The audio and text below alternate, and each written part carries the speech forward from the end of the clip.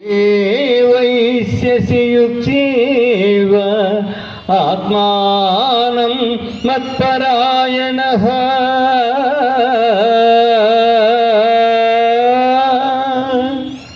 పార్థ నాయందు మనస్సు లగ్నము చేసి ఎల్ల కాలముల యందు భక్తి శ్రద్ధలతో స్థిరచిత్తుడవై పూజించితివేని నన్నే పొందగలవు.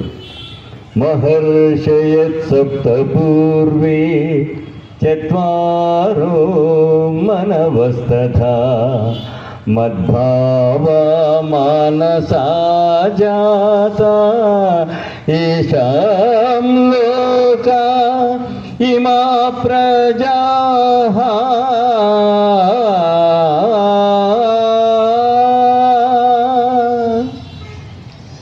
కశ్యపాది మహర్షి సప్తకము సనక సనందనాథులు స్వయంభూవాది మనువులు నా వలననే జన్మించిరి. పిమ్మట వారి వలన ఎల్ల లోకమందరి సమస్త భూతములను జన్మించను. మచ్చిత్తా మద్గత ప్రాణాః మచ్చిత్తా మద్గత ప్రాణాః బోధయంత పరస్పరం కథయంతశ్చ మాన్నిత్యం తుష్యంతి చరమంతి చ ఆ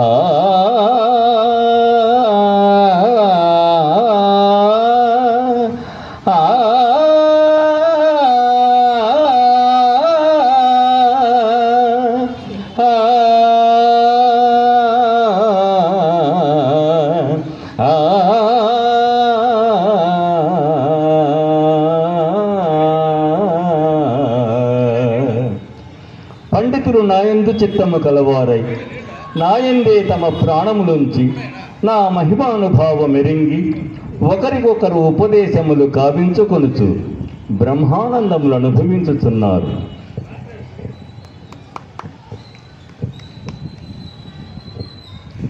భగవద్గీత పాడడం అనేది పాటలు పాడినంత ఈజీ మాత్రం కాదండి. సంగీతపరంగా కూడా ఇది తక్కువే, ఇంకా చాలా అద్భుతం. అట్లా పెండ్యా నాగేశ్వరరావు గారు, ఘంటసాల గారు ఇద్దరు కూర్చొని చేసింది ఇది. ఎక్కడ 3 సంవత్సరాలు పట్టింది. 1970లో స్టార్ట్ చేశారు. చాలామంది తెలియదు ఇది. 2 వారాలకు ఒకసారి 3 శ్లోకాలు రికార్డింగ్. మిగిలిన టైంలో ఆయన పాపం ముప్పుకున్నటువంటి సినిమాలకు పాటలు పాడడం అంతా కూడా చూసుకొని ఈ 3 శ్లోకాలు ఇంట్లో ప్రాక్టీస్ చేసుకుంటూ ఆ కంపోజింగ్ అంతా కూడా రెడీ అయిపోతే సెకండ్ సండే అంటే ఆదివారం రోజు రికార్డింగ్ థియేటర్లో సెలవు. అందరూ సరదాగా ఘంటసాల భగవద్గీత అందరూ ఒక్కో సినిమాకి ఒక్కో సౌండ్ ఇంజనీరే ఉంటాడు రికార్డింగ్లో. 5 మంది సౌండ్ ఇంజనీర్ ఫ్రెండ్స్గా వచ్చి అక్కడ కూర్చునేవాళ్ళు చూస్తా. సాయంత్రానికి 3 శ్లోకాలు అంటే ఎంత ఎక్కడ ఒక్క వెంట్రుక వారా కూడా ఎక్కడ డిస్టర్బెన్స్ లేకుండా శృతి అటు ఇటు అనుకుండా అంత అద్భుతంగా వాటిని చేస్తే ఆఖరికి చనిపోయి చావుల దగ్గర పెట్టి దాన్ని వాల్యూ పోగొట్టే విధంగా మన ఇప్పటికైనా సరే కొన్ని 100 సంవత్సరాల తర్వాత అయినా సరే ఎప్పుడు ఎక్కడ వినిపించే ప్రతి ఎక్కడ వినిపించే రోజులు మళ్ళీ వస్తాయని దాసనారాయణరావు గారు చెప్పారు. అది మాత్రం తప్పకుండా జరుగుతుంది, మనం ఉండకపోవచ్చు. తర్వాత ఈ జాతస్య హి ధ్రువో మృత్యు అనే శ్లోకం వల్ల చావుల దగ్గర పెట్టడం జరుగుతుంది. ఆ శ్లోకం కూడా వినిపిస్తాను. దాని ముందు కొన్ని శ్లోకాలు వినిపించి ఆ పార్థాయ ప్రతిబోధితం అనేది చాలా కష్టం. అంటే అది భగవద్గీతలో ప్రార్థనగా దాన్ని చేశారు.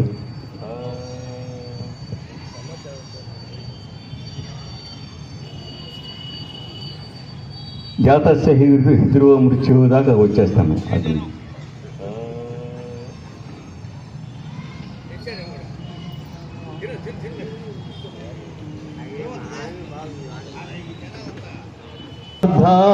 ప్రతిబోధితాం భగవతా నారాయణేన స్వయం వ్యాసేన గ్రథితాం పురాణమునినా మధ్యే మహాభారతం అద్వైతామృతవర్షిణి భగవతి అష్టాదశాధ్యాయిని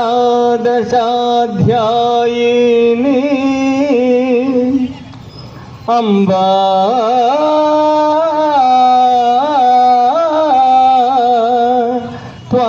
మామనుసందధామి భగవద్గీతే భవద్వేషిణి భగవద్గీతే భవద్వేషిణి. భగవద్గీత మహాభారతము యొక్క సమగ్ర సారాంశము. భక్తుడైన అర్జునునకు వనర్చిన ఉపదేశమే గీతా సారాంశము. భారత యుద్ధము జరగరాదని సర్వ విధములా భగవానుడు ప్రయత్నించెను. కానీ ఆ మహానుభావుని ప్రయత్నములు వ్యర్థములాయను. అటు పిమ్మట శ్రీకృష్ణుడు పార్థునకు సారథి అయి నిలచెను. యుద్ధరంగమున అర్జునుని కోరిక మేరకు రథమును నిలిపెను. అర్జునుడు ఉభయ సైన్యములలో గల తండ్రులను, గురువులను, మేనమామలను, సోదరులను, మనుమలను, మిత్రులను చూచి హృదయము ద్రవించి నకాంక్షే విజయం కృష్ణ నచ రాజ్యం సుఖాని చ ఇన్నో రాజ్యేన గోవింద కిం భోగైర్జీవితేన వా కిం భోగైర్జీవితేన వా. స్వజనమును చంపుటకిష్టపడక నాకు విజయము వలదు, రాజ్య సుఖము వలదు అని ధనుర్బాణములను కింద వైచి దుఃఖితుడైన అర్జునుని చూచి శ్రీకృష్ణ పరమాత్మ అశోచ్యానవ్యశోచస్త్వం ప్రజ్ఞావాదాం చ భాషసి గతాసూన గతాసుం చ నానుశోచంతి పండితాః నానుశోచంతి పండితాః. దుఃఖింపతగని వారిని గూర్చి దుఃఖించుట అనుచితము. ఆత్మానాత్మ వివేకులు అనిత్యములైన శరీరములను గూర్చి గాని నిత్యములు శాశ్వతములు అయిన ఆత్మలను గూర్చి గాని దుఃఖింపరు. దేహినోస్మిన్ యథా దేహే కౌమారం యౌవనం జరా తథా దేహాంతర ప్రాప్తి ధీరస్తృణముహ్యతి. జీవులకు దేహమునందు బాల్యము, యవ్వనము, ముసలితనము ఎట్లో మరొక దేహమును పొందుట కూడా అట్లే. కనుక ఈ విషయమున ధీరులు మోహమునందరు. వాసాంసి జీర్ణాని యథా విహాయ నవాని గృహ్ణాతి నరోపరాణి తథా శరీరాని విహాయ జీర్ణ అన్యాని సంయాతి నవాని దేహి. మనుష్యుడెట్లు చినిగిన వస్త్రమును వదలి నూతన వస్త్రమును ధరించును, అట్లే ఆత్మ జీర్ణమైన శరీరమును వదలి కొత్త శరీరమును ధరించుతున్నది.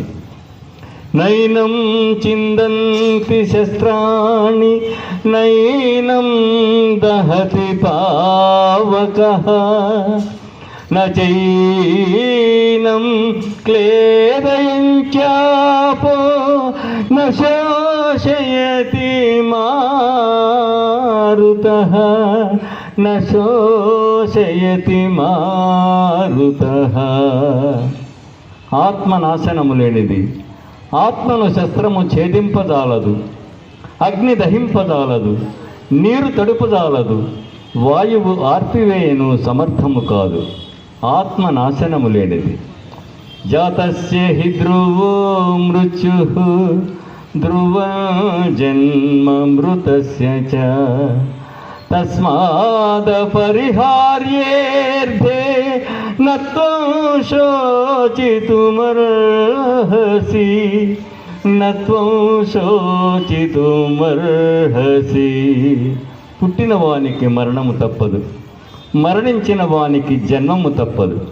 అనివార్యమగు ఈ విషయమును గూర్చి శోకింపతగదు.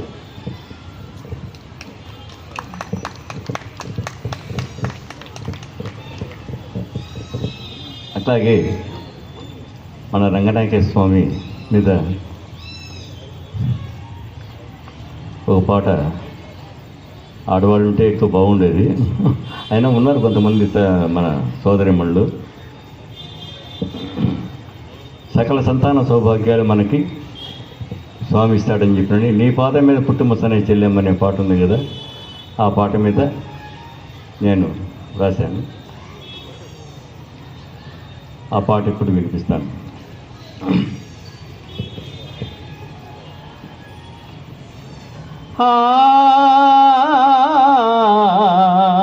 పిల్ల పాపకు నోచని వారికి, తల్లడిల్లుచు వేడిన వారికి, మన ఆర్తిని బాపే ఆపద్బాంధవుడు చెల్లెమ్మ మన నెల్లూరులోన వెలసి ఉన్నాడే చూడమ్మా.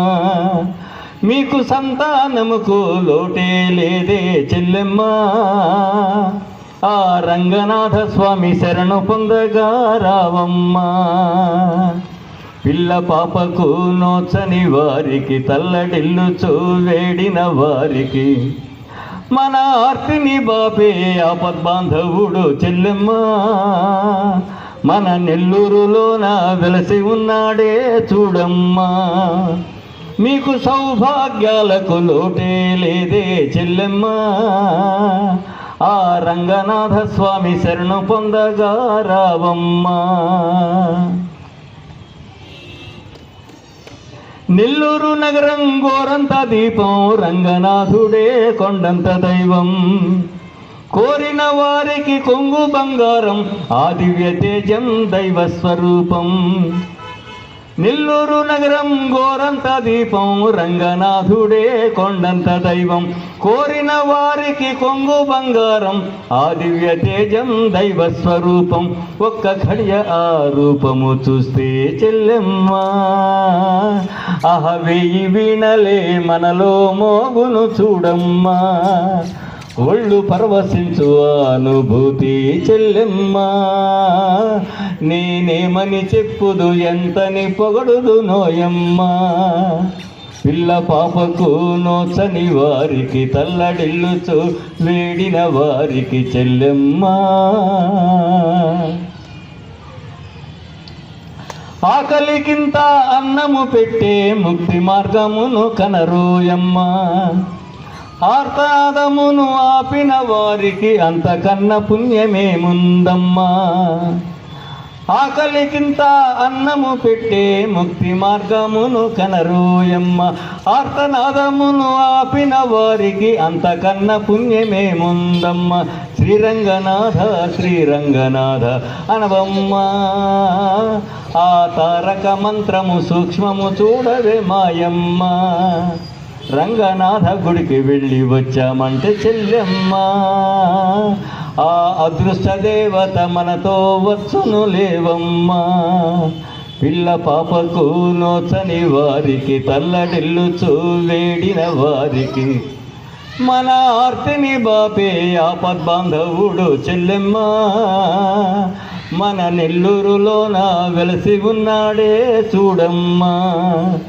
మీకు సౌభాగ్యాలకు లోటే లేదే చెల్లెమ్మ, ఆ రంగనాథుని శరణు పొందగా రావమ్మా. ఆ రంగనాథుని శరణు పొందగా రావమ్మా.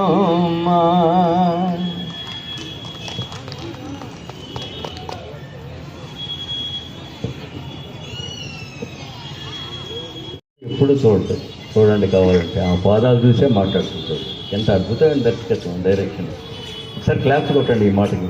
ఎందుకంటే వదిన తల్లితో సమానం అని అక్కడ ఆ యొక్క దర్శకత్వంలో, ఆ యొక్క డైరెక్షన్లో ఆ యొక్క శ్రీ పుల్లయ్య గారు చేయించినటువంటి ఇది అద్భుతం అనమాట. అక్కడ ఏడుస్తూ ఉంటే ఎందుకు నాయన అకారణంగా ఏడుస్తున్నావు అంటే జరిగింది చెప్తాడు. కొంత ఇద్దరు కలిసి బాధపడతారు. అయిపోయి దుఃఖంతో వాళ్ళంతా చాలా బాధపడతారు. తర్వాత నేను వెళ్ళిపోయేటప్పుడు ప్రతిరోజు ఉదయాన్నే నీ పాదాలకు నమస్కారం చేసేవాడిని తల్లి, ఇంకా భాగ్యం లేదు, ఇదే కడసారి నమస్కారం అనేది. ఆ దుఃఖంగా ఘంటసాల మాస్టర్ గారు పాడడం గంధర్వులు పాడుతున్నట్టే ఉంటుంది అంతే. అది ఆ శ్లోకం వినిపిస్తాం, ఆ పద్యం.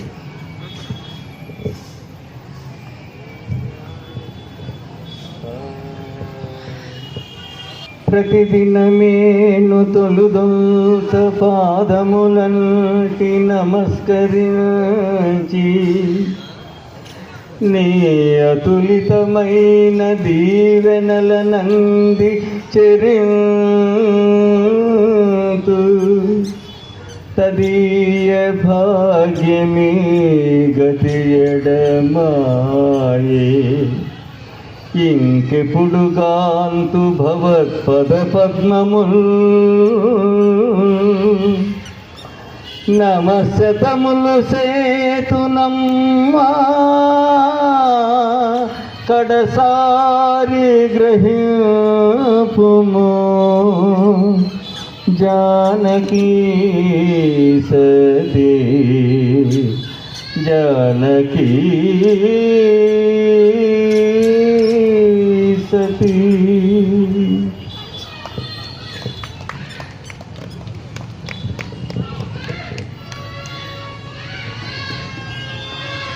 తోడుగా మట్టి తింటుంటాడు శ్రీకృష్ణ భగవానుడు చిన్నతనంలో. బలరాముడు అన్నయ్య అమ్మగా చెప్తాను నువ్వు మట్టి తింటున్నావు అని చెప్పి మందు తింటున్నావు అని చెప్పినప్పుడు ఆ చెప్పే విధానము ఘంటసాల పాటల్లో ఒకరి మీద పిల్లలు సారీలు చెప్తారే ఆ వాయిస్లోనే ఆ శబ్దము చెవి నిలిమి యశోద అన్నప్పుడు ఆ చెవి నిలిమినట్టుగానే ఆ మెలిక వాయిస్లోనే అది ఎంత భావాలు చూపించడం ఎంత అద్భుతం అంటే అది వినిపిస్తాను. మా తమ్ముడు మన్ను తినేను చూడమ్మా ని రామన్న తెలుపగా అన్నాయని చెవినులిమి యశోద ఏదన్నా నీ నోరు చూపు మనగా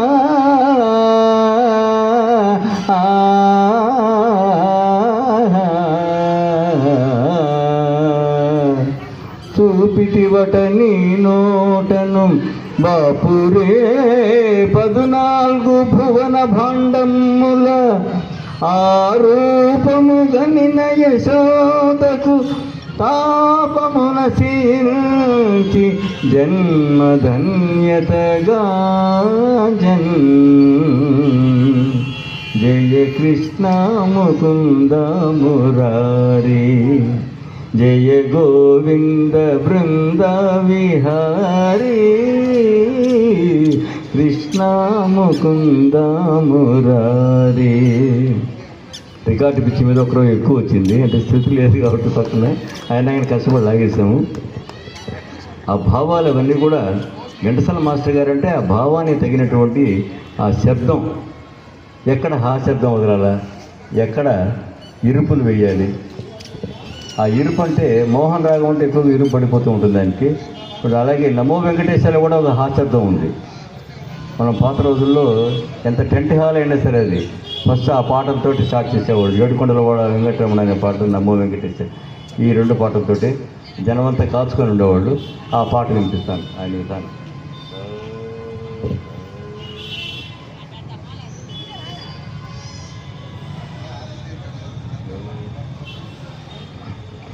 నమో వెంకటేశ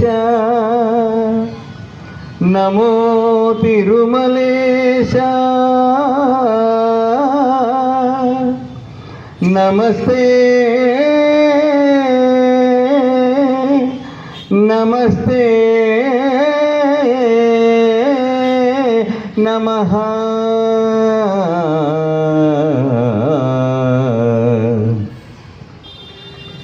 నమో వెంకటేశ నమో తిరుమలేశ నమో వెంకటేశ నమో తిరుమలేశ. మహానందమాయే ఓ మహాదేవ దేవా మహానందమాయే ఓ మహాదేవ దేవా. నమో వెంకటేశ నమో తిరుమలేశ. ముడుపులు నీ కొసగి మా ముక్కులు తీర్తుమయా, ముడుపులు నీ కొసగి మా మొక్కులు తీర్తుమయా, ముక్తి కోరి వచ్చే నీ భక్తుల బ్రావుమయా, భక్తుల బ్రావుమయా. నమో వెంకటేశ, నమో తిరుమలేశ, నమో నమో తిరుమలేశ, నమో నమో తిరుమలేశ. అంటే విధానాలు చెప్పేదానికి అక్కడక్కడ కొన్ని కొన్ని వినిపిస్తూ ఉన్నాను. ఆర్కెస్ట్రా ఉంటే అసలు ఇంకా అద్భుతంగా, మా టీం కూడా అద్భుతమైన టీం అది. ఇక్కడంటే చిన్న చిన్న ప్రోగ్రామాలు చేస్తూ ఉంటారు కాబట్టి మేము ఆర్కెస్ట్రాతో అవకాశం ఇక్కడ ప్రతి సంవత్సరం అక్కడ మందిరంలో పాడేవాడిని భగవద్గీత. ఈరోజు ఇక్కడ అంటే ఈ ప్లేస్ నా దృష్టిలో కరెక్ట్ కాదేమో అనిపిస్తుంది. అక్కడైతే వచ్చిన భక్తులు దేవాడలో ఉండేవాడు కూడా వింటూ ఉంటారు. ఇక్కడైతే దీనికోసం ఇక్కడికి రావడం భక్తులు చాలా కష్టం. ఇక్కడ ఏంటంటే డ్యాన్సులు పెద్ద పెద్ద కొంచెం రచ్చగా ఉండే పాటగా చాలా అటు అయితే జనం వస్తారు అనిపిస్తుంది. కరెక్ట్ అనిపిస్తే క్లాస్ కొట్టండి. ఆడవాళ్ళు మనం 2 రోజులు ఆడవాళ్ళు లేకపోతే ఇంట్లో ఎంత ఇల్లు ఏ విధంగా అయిపోతుంది మీకు తెలియదేం కాదు. ఆడపిల్లల్ని మనం జాగ్రత్తగా కాపాడుకోవాలి. ఆడపిల్లల్ని మంచి సాంప్రదాయకంగా పెంచాలి ఈ రోజుల్లో. ఎందుకంటే నాగరికత అంతా కూడా అధ్వానం అయిపోయింది. మీకు అందరికీ తెలిసిన విషయం. ఆడపిల్లలకు మంచి సాంప్రదాయమైన మాటలు చెప్పాలి చిన్నప్పటి నుంచి. ఎందుకంటే ఇంటి కుటుంబానికి గౌరవం వచ్చేది ఆడవాళ్ళ వల్ల. ఎవరన్నా ఇంటికి వచ్చినప్పుడు ఏమండి అమ్మ ఆయన ఏమండి ఎవరండి మీరు కూర్చోండి అని మర్యాద చేయడం, మంచిగా తాగుతారని అడగడం, లేరంటే బయటికి వెళ్ళి ఉన్నారు మీరు ఉంటారా మళ్ళీ వస్తారా నేను చెప్తానండి, ఎంత బాగా మాట్లాడారు వాళ్ళు ఇట్లా అని చెప్పండి. ఆ ఇంటికి ఆ యజమానికి పేరు వస్తుంది అప్పుడు. సరే ఆడపిల్లలు కూడా అట్లాగే తయారవుతారు ఇంట్లో పెద్దవాళ్ళని బట్టి. ఈ ఆడపిల్లలను మనం ఏ విధంగా కాపాడుకోవాలనేది ఒక పాటలోనే ఒక అమ్మాయి అష్టమ రోజు పుట్టింది. పాడితే అష్టమ రోజు పుట్టిన అందరూ ఏతా చేయడం తిడుతున్నారు. ఆ అమ్మాయి ఇంటికి వచ్చి వాళ్ళ అమ్మ దగ్గర అమ్మ అష్టమ రోజు పుట్టింది పాడుదని తిడుతున్నారు. కృష్ణుడు కూడా అష్టమ రోజు కదా మా పుట్టాడు, ఆయనేమో దేవుడు అంటున్నారు, నన్నేమో పాడుదని చెప్తున్నారు. పలకా బలపం తీసుకుని బడికి పోతుంటే ఆడపిల్లలు చదివేందుకని అందరూ అంటున్నారు. అమ్మ చదువులు తల్లి సరస్వతి ఆడదే కదమ్మా, నాకేం చదువుద్దు అంటున్నారు. పాత రోజులు ఇది ఉండేది. 5వ తరగతి వరకు చదివి ఇంట్లో పెట్టేసేవాళ్ళు. ఇంకా స్కూల్కి పంపించే ఇంక పెద్ద అమ్మాయి అయిన తర్వాత పెళ్లి చేసేస్తాం కదా, అక్కడ ఒకరికి ఇస్తే అక్కడ వంట చేసుకునేది కదా, చదివి ఎందుకని అట్లా సాంప్రదాయం ఉండేది. ఇప్పుడు కూడా దాన్ని అట్లే కొనసాగిస్తూ కొంతమంది ఉన్నారు అట్లాగా. కానీ నా దృష్టిలో నన్ను అడిగితే అదే కరెక్టే అనిపిస్తుంది ఒక్కసారి ఆలోచిస్తే. ఆడపిల్లలు స్వేచ్ఛ ఉండాల్సిందే కానీ మరి ఓవర్గా ఉండకూడదు.